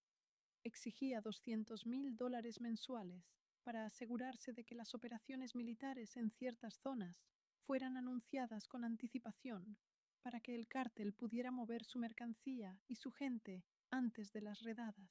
Los jefes del cártel regateaban como si estuvieran comprando verduras en el mercado. Le ofrecían 150,000 y el general insistía en 200, argumentando que él arriesgaba más que los otros porque tenía más escrutinio internacional. Finalmente acordaron 175,000 más un bono de 50,000 por cada operativo grande que lograra sabotear. Vi con mis propios ojos cómo le entregaban el primer pago en una maleta. El general la abrió, contó el dinero con tranquilidad y se fue de la reunión como si acabara de hacer un negocio completamente legítimo. Había más gente famosa involucrada de la que la gente imagina. Vi futbolistas profesionales de equipos de primera división consumiendo cantidades industriales de coca en nuestras fiestas. Luego los veía en televisión jugando partidos y me preguntaba cómo podían rendir así de drogados, pero supongo que tienen doctores que les dan otras sustancias para contrarrestar. Vi empresarios dueños de cadenas de supermercados conocidas en todo México que prestaban sus negocios para lavar dinero del narco. Les pagaban comisiones generosísimas por permitir que se compraran sus tiendas con dinero sucio y luego se vendieran a nombre de prestanombres del cártel. Vi presentadores de noticias de televisoras nacionales que supuestamente informaban objetivamente sobre la guerra contra el narco, pero que en privado recibían sobres de dinero para reportar solo lo que al cártel le convenía y omitir información sensible. Hubo un cantante de banda muy famoso que no voy a nombrar, pero que todos en México conocen, de los que llenan estadios y venden millones de discos, que le debía dinero al cártel porque había pedido prestado para producir un álbum y para comprar propiedades. El tipo no podía pagar lo que debía porque aunque ganaba bien, tenía gastos excesivos. Mantenía como 5 familias diferentes en distintos estados. Era adicto al juego y perdía millones en casinos. El cártel le dio plazo de 6 meses para pagar y cuando no cumplió, lo levantaron después de un concierto en Culiacán. Lo tuvieron secuestrado durante 2 semanas. Le mandaban videos a su familia, donde lo tenían hincado, amenazándolo con matarlo si no pagaban. La familia juntó como $2 millones vendiendo propiedades, pero todavía faltaba otro millón. Finalmente llegaron a un acuerdo. El cantante tenía que hacer conciertos privados gratis para el cártel durante un año. Tenía que mencionar al jefe del cártel en sus canciones de forma sutil, usando apodos y referencias que solo la gente del ambiente entendería. Y tenía que grabar corridos, glorificando las hazañas del cártel que se distribuirían en YouTube y redes sociales. El cantante aceptó todo con tal de salir vivo. Lo soltaron golpeado y traumado, pero vivo, y cumplió su parte del trato. Hasta el día de hoy sigue cantando corridos para ese cártel. Probablemente ya pagó su deuda, pero sigue haciéndolo porque sabe que si se niega lo matan. Otra cosa que vi, y que me dejó helada, fue el nivel de infiltración del cártel en el sistema de justicia estadounidense. Siempre pensé que Estados Unidos estaba limpio, que sus agentes no se podían comprar, pero me equivocaba. En una reunión conocí a un agente de la DEA que trabajaba en la oficina de San Diego y que había estado pasando información al cártel durante años. Este tipo les avisaba sobre investigaciones en curso, sobre informantes que estaban cooperando con las autoridades, sobre técnicas de vigilancia que estaban usando. Le pagaban $100,000 cada vez que pasaba información valiosa que ayudaba al cártel a evitar ser detectado. Le pregunté cómo podía traicionar así a su país y me dijo algo que nunca olvidaré. Esto no es traición, es negocio. Yo gano en un año con el cártel lo que ganaría en 20 años, trabajando honestamente para el gobierno. Mi país no me aprecia. Me paga una miseria por arriesgar mi vida todos los días, mientras que estos señores me valoran y me pagan lo que merezco. Esa mentalidad era común en mucha gente que trabajaba para el cártel. Se convencían a sí mismos de que no estaban haciendo nada malo, que solo estaban aprovechando oportunidades, que el sistema estaba diseñado para que los de abajo siempre perdieran. Entonces, ¿por qué no hacer trampa? Las cantidades de dinero que se movían eran obscenas, imposibles de imaginar para gente normal. En una sola semana vi pasar 10 millones de dólares en efectivo que se estaban llevando a lavar a través de casinos en Las Vegas. El dinero llegaba en maletas. Lo contaban con máquinas especiales que pueden contar miles de billetes en minutos. Lo empacaban en cajas selladas y lo mandaban en camiones de carga que parecían completamente legales porque tenían todos los papeles en orden y pagaban a todos los policías y agentes de la ruta para que no revisaran. Llegando a Las Vegas, el dinero se jugaba en los casinos usando prestanombres. Obviamente perdían una parte, porque los casinos siempre ganan, pero recuperaban como el 70%, convertido en ganancias legítimas, que ya podían depositar en bancos sin levantar sospechas. El costo de lavar dinero era como 30%, pero valía la pena, porque el otro 70% salía completamente limpio y podía usarse para comprar propiedades, negocios, invertir en la bolsa, todo legal. Yo manejaba personalmente cuentas bancarias en Panamá, en Islas Caimán, en Suiza, donde teníamos guardados cientos de millones de dólares del cártel. Aprendí cómo funcionan los paraísos fiscales, cómo se crean empresas fantasma que solo existen en papel, pero que sirven para mover dinero de un país a otro sin que nadie pueda rastrearlo. Trabajaba con contadores y abogados expertos en estas cosas, gente con títulos de universidades prestigiosas que habían decidido usar su inteligencia para ayudar a criminales porque les pagaban 10 veces más que trabajos legítimos. Me di cuenta de que el crimen organizado no es solo narcos ignorantes con armas. Hay todo un sistema sofisticado de profesionales bien educados que hacen posible que funcione todo. Contadores, abogados, banqueros, empresarios, políticos, todos trabajando juntos en esta maquinaria criminal gigantesca que mueve más dinero que muchas economías nacionales. Pero toda esa riqueza venía con un precio altísimo de violencia y muerte. Por cada $1.000.000 que ganábamos, había familias destruidas, adictos muriendo de sobredosis, comunidades desgarradas por la violencia. Yo trataba de no pensar en eso. Me concentraba solo en los números, en hacer mi trabajo, en ganar mi dinero. Pero era imposible ignorarlo completamente. Veía las noticias y sabía que detrás de cada cuerpo encontrado, detrás de cada balacera, detrás de cada familia llorando a sus muertos, estaba el negocio en el que yo participaba. Me decía a mí misma que yo no jalaba el gatillo, que yo solo movía papeles y organizaba fiestas, pero en el fondo sabía que era igualmente responsable, que sin gente como yo, el cártel no podría funcionar. Hubo un momento que fue mi punto más bajo moralmente, algo que me demostró hasta dónde había caído.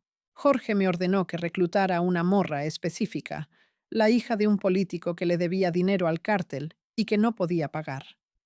El plan era secuestrar a su hija, tenerla en una de las fiestas donde la iban a grabar haciendo cosas comprometedoras, drogada y sin su consentimiento, y después usar ese video para chantajear al político para que pagara su deuda y además les hiciera favores legislativos. La morra tenía 20 años. Estudiaba medicina en una universidad privada. Venía de familia bien. No tenía nada que ver con el narco más que la mala suerte de tener un padre corrupto y apostador. Yo sabía exactamente lo que le iba a pasar si la llevaba a esa fiesta. Sabía que la iban a destruir, que su vida nunca iba a ser la misma después de eso. Pero igual lo hice. La abordé en la universidad, haciéndome pasar por reclutadora de una agencia de modelaje. Le dije que tenía el perfil perfecto para una campaña publicitaria, que pagaba muy bien. Le mostré portafolios falsos de modelos que supuestamente habían trabajado con nosotros. Ella era vanidosa. Le gustaba la atención. Soñaba con ser famosa. Entonces cayó fácilmente. La cité en una casa que supuestamente era la agencia. Cuando llegó, la estaban esperando tres tipos que la agarraron, le pusieron un trapo con cloroformo en la cara hasta que perdió el conocimiento y la metieron a una camioneta. La llevaron a una de las mansiones donde hacíamos las fiestas privadas más pesadas. Ahí la tuvieron encerrada durante 3 días, drogándola constantemente con heroína para que se volviera adicta rápido y fuera más fácil de controlar. Le hicieron cosas que no voy a describir porque son demasiado enfermas. La grabaron todo el tiempo y después la soltaron en una calle al azar, toda golpeada y traumatizada.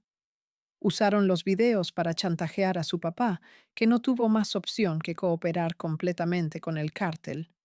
Aprobó leyes que les beneficiaban, bloqueó investigaciones, les dio acceso a información privilegiada del Congreso. La morra intentó denunciar lo que le pasó, pero el cártel tenía tanto poder que la investigación se cerró en una semana, argumentando falta de evidencia. Le mandaron amenazas anónimas, diciéndole que si seguía haciendo ruido la próxima vez, iban a matar a toda su familia. Ella cayó en depresión severa, dejó la universidad, se volvió adicta a las drogas que le habían dado durante su secuestro. Supe años después que se había suicidado. Se aventó de un edificio. Tenía 23 años cuando murió. Su sangre está en mis manos, tanto como si yo misma la hubiera empujado. Ese fue el momento donde me di cuenta de que no había vuelta atrás para mí, de que yo ya no era una víctima de las circunstancias, sino una perpetradora activa de horror. No podía seguir mintiéndome diciéndome que solo estaba sobreviviendo, que no tenía opción, porque sí la tenía. Podía haberme negado, podía haber aceptado las consecuencias de negarme, aunque eso significara mi muerte, pero elegí mi vida sobre la de esa morra inocente. Esa decisión me persigue todos los días. Cada vez que cierro los ojos veo su cara cuando la abordé en la universidad, toda sonriente y emocionada, pensando que le estaba ofreciendo una oportunidad cuando en realidad le estaba entregando una sentencia de muerte diferida. Fue después de ese incidente que empecé a planear mi escape en serio. Ya no podía seguir viviendo así. Había cruzado una línea que nunca pensé que cruzaría, y sabía que si me quedaba, iba a seguir hundiéndome más profundo hasta que ya no quedara nada de la persona que alguna vez fui. Fue cuando contacté a Esteban, el comandante de la Federal, que me ofreció ayudarme a desaparecer, y empezamos a planear todo en secreto. Pero como ya conté antes, Jorge encontró mi teléfono secreto y todo se fue al carajo. Me arrancaron la lengua, casi me matan, y solo sobreviví porque Esteban arriesgó su vida para sacarme de Tijuana. Ahora estoy aquí en Los Ángeles, viviendo esta vida de mierda, pero al menos es mi vida. Han pasado 5 años desde que escapé y todavía tengo miedo todos los días de que alguien del cártel me encuentre. Sé que técnicamente la organización para la que trabajaba ya no existe, que la mayoría de la gente que me conocía está muerta o presa, pero también sé que en este mundo las deudas nunca se olvidan, que siempre hay alguien que recuerda, que busca venganza.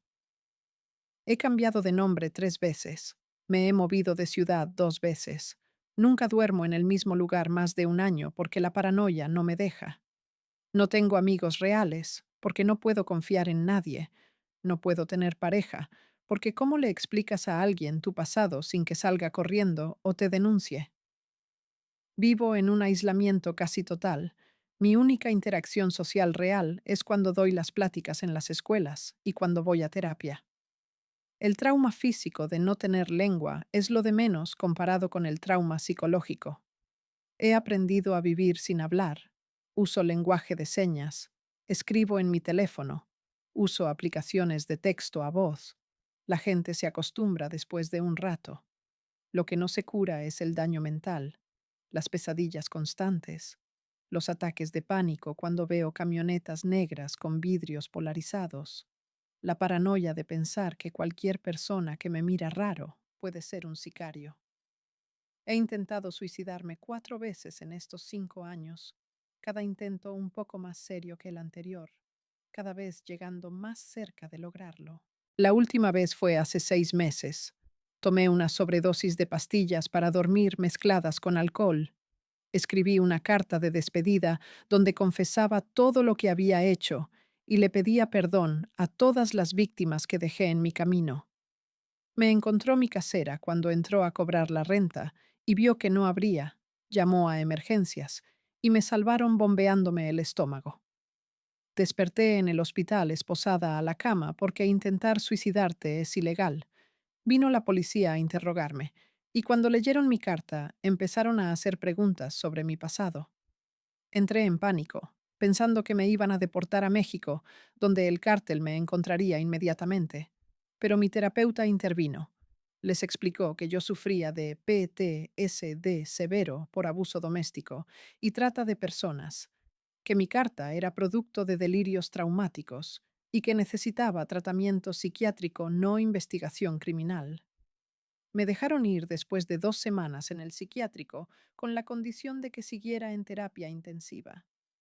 Mi terapeuta me ha ayudado a entender que aunque hice cosas imperdonables, también fui víctima de un sistema diseñado para explotar la desesperación de gente pobre.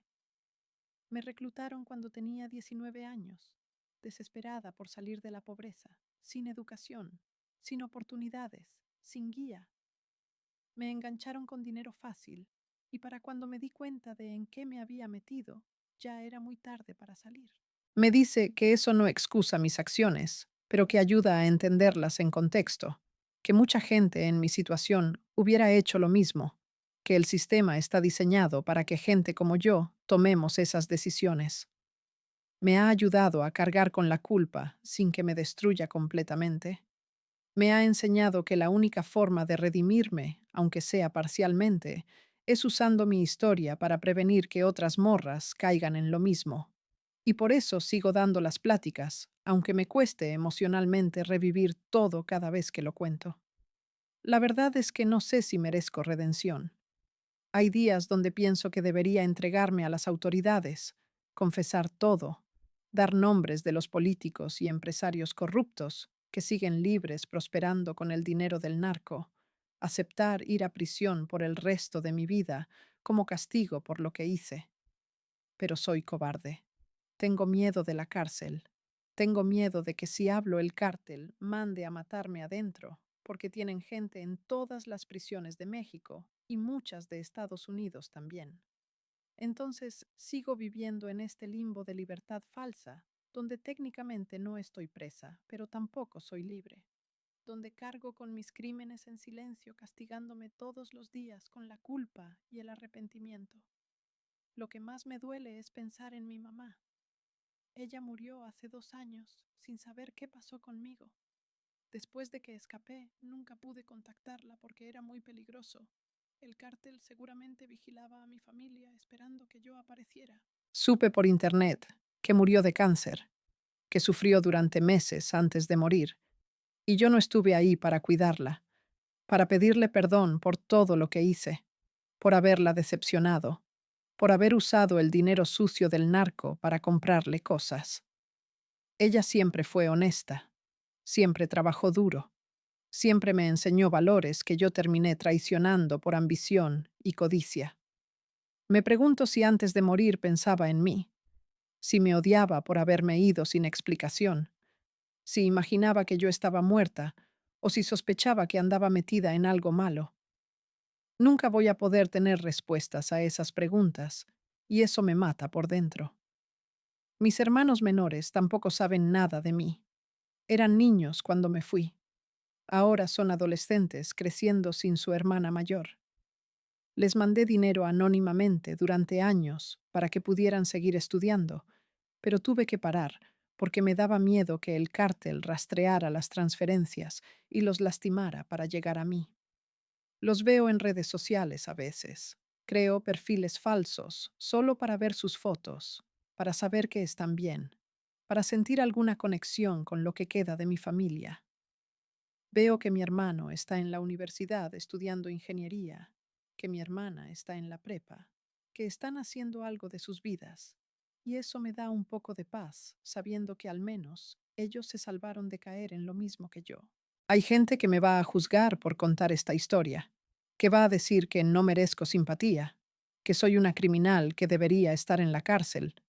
Y tienen razón. No estoy buscando perdón ni lástima. Estoy contando mi historia como advertencia, como testimonio de cómo funciona realmente el mundo del narcotráfico, no las versiones romantizadas que ves en series de Netflix, donde los narcos son antihéroes glamorosos.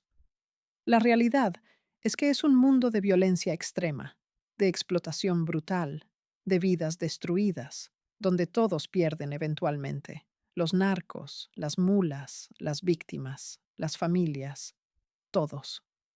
No hay finales felices en este negocio. No hay jubilaciones tranquilas contando tu dinero en una playa. Hay solo muerte, prisión o una vida huyendo como la mía. Si eres una morra joven leyendo esto y alguien te está ofreciendo dinero fácil por hacer un trabajo sencillo, por cruzar algo, por acompañar mercancía, por ir a unas fiestas, no lo hagas.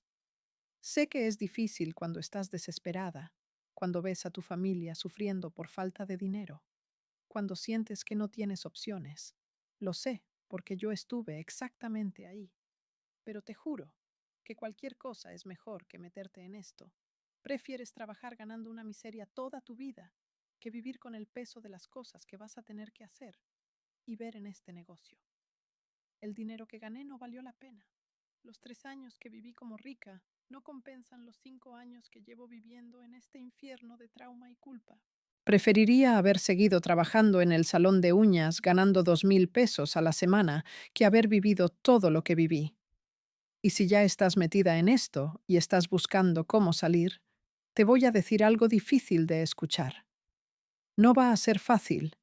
Probablemente vas a tener que perder todo, tu dinero, tus contactos, tu ciudad, tu identidad, tal vez hasta tu familia. Vas a tener que desaparecer completamente y empezar de cero en otro lugar donde nadie te conozca. Vas a tener que vivir con miedo constante de que te encuentren.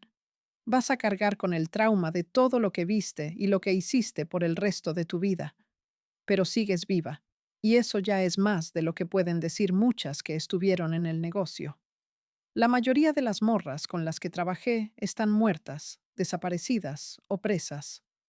Yo tuve suerte de poder escapar aunque fuera sin lengua y con un trauma que nunca va a sanar completamente.